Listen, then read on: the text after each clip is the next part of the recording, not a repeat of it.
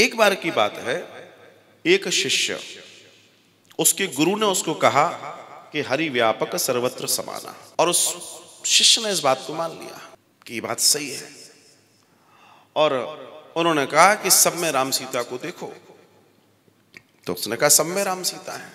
सिया राम मैं सब जग जानी, करहु प्रणाम जोर जुग पानी। तो शिष्य ने बड़े आराम से इस बात को मान ली कि गुरुजी ने बोला है सब में सिया राम है, और अगर सब में सिया राम है तो अच्छी बात है। अब वो अपने गांव से निकल रहा है, सामने से एक पागल हाथी दौड़ता हुआ आ रहा है। लोग उस पागल हाथी को दूर से देख रहे हैं और सभी लोग अपनी अपनी जगहों पर भागना शुरू कर देते हैं, अपने आप को बचाना शुरू कर देते हैं। लेकिन वो खड़ा है, लोग चिल्ला रहे हैं जोर जोर से, भैया हट जा, पागल हाथी है। बोला नहीं नहीं, सिया राम मैं सब जग जानी, इसमें भी राम जी है, मेरा कुछ नहीं बिगड़ेगा। हाथी दौड़ा दौड़ा आया और एक सूंड मारी और वो गिरे दूर, अस्थि पंजर टूट गए। उठाकर लोग औषधि के लिए ले गए, वैद्य के पास ले गए। वैद्य ने एक आध महीने अपने पास रखा, जोड़ जड़ा के सही कर दिया। जैसे ही ठीक हुआ, सबसे पहले गुरुजी के पास पहुंचा। गुरुजी आपने झूठ बोला था। गुरुजी ने क्या झूठ बोला था? तो कहता है कि आपने कहा था कि सिया राम में सब जग जानी, सिया राम को सब में देखो। मैंने हाथी में देखा और हाथी ने मुझे उठा के फेंक दिया, तो राम जी ने मुझे उठा के फेंका, क्या ये ठीक है? गुरुजी ने कहा तुम्हारी बात अपनी जगह सही है, लेकिन तुम्हें उस एक हाथी में सिया राम दिख रहे थे, और वो इतने सारे लोग जो चिल्ला के कह रहे थे भैया हट जाओ, उनमें नहीं दिख रहे थे। तो कम से कम जिनमें ज्यादा दिख रहे वही मान लेते, उनमें भी तो राम थे, वो भी तो राम ही कह रहे हैं कि भैया हट जा। अब तुम सिर्फ एक हाथी में देख रहे हो, तो ये देखो कि बहुमत कहां पर है। बहुमत था कि हट जा, वो भी तो राम से ही कहलवा रहे थे।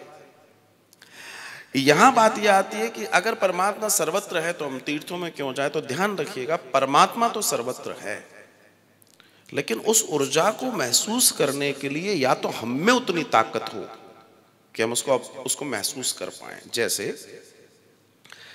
जितना समुद्र में पानी है, जितना इस धरती पर पानी है, उससे ज्यादा पानी इस वायु में है। जो वायुमंडल है इसमें उससे ज्यादा पानी है। लेकिन हम रोज चल रहे हैं, बैठ रहे हैं, हम भीगते तो नहीं है, हम डूबते तो नहीं है। लेकिन पानी समुद्र से भी ज्यादा है वायुमंडल में।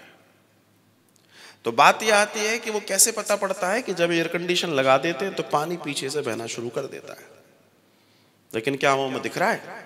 हमें दिख नहीं रहा, लेकिन पानी तो है। जैसे ही उस यंत्र ने अपना काम किया, पानी झरझर झरझर झर बहना शुरू हो जाता है। तो बात है कि जो उस उपकरण की शक्ति है, अगर हम में भी वैसी शक्ति है तो हम जहां खड़े हो जाएंगे वहां में परमात्मा दिखेगा। अगर हम उतने मजबूत नहीं है तो फिर जहां परमात्मा की कुछ दिव्य लीलाएं हैं, कुछ स्थितियां हैं, मूर्तियां हैं, मंदिर हैं, कथाएं हैं, फिर हम उन जगहों का आश्रय लेते हैं। तो डिपेंड ये करता है कि व्यक्ति के सामर्थ्य कितना है। प्रहलाद ने कहा कि परमात्मा सर्वत्र है, क्योंकि उनके गुरु जी ने बोला था, नारद जी ने। तो वो कहता है कि क्या इस खंबे में भगवान है? प्रहलाद कहते हैं हाँ है, और उसने खंबे को तोड़ दिया और उसमें से भगवान निकले। तो क्या भगवान उस खंबे में थे वास्तव में? इसका जो मूल दर्शन है वो ये कि परमात्मा सर्वत्र है, लेकिन उस निर्गुण को सगुण करने के लिए जो ताकत चाहिए, जो विश्वास चाहिए, जो आस्था चाहिए, वो मनुष्य के अंदर है। तो परमात्मा हर जगह प्रकट हो सकता है, कोई प्रकट करवाने वाला हो तो वो सर्वत्र है, वो हर जगह है। लेकिन आपके पास वो चश्मा हो कि आप उसे देख पाए, आपके पास वो स्थिति हो, आपके पास वो ताकत हो कि आप देख पाए, तो हो सकता है, वरना संभव नहीं है।